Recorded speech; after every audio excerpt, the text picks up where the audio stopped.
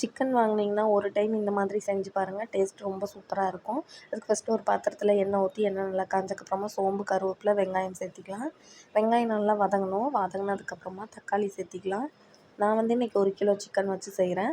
இப்போ வெங்காயம் நல்லா இந்த அளவுக்கு வதங்கினதுக்கப்புறமா தக்காளி சேர்த்திக்கலாம். தக்காளி போட்டு நல்லா வதங்கணும்.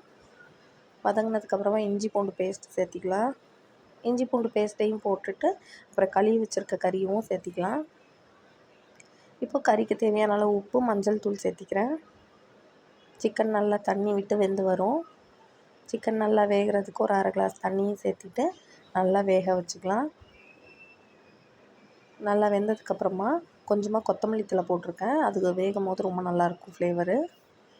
அதுக்கப்புறமா குழம்பு மிளகாத்தூளும் சிக்கன் மசாலாவும் சேர்த்திருக்கேன். இது நல்லா சேர்த்திட்டு நல்லா எண்ணெய் தெளிஞ்சு வரும்போது கொத்தமல்லி தழை போட்டு இறக்கிட்டோம்னா சூப்பரான சிக்கன் கிரேவி ரொம்ப சிம்பிளாக டேஸ்டி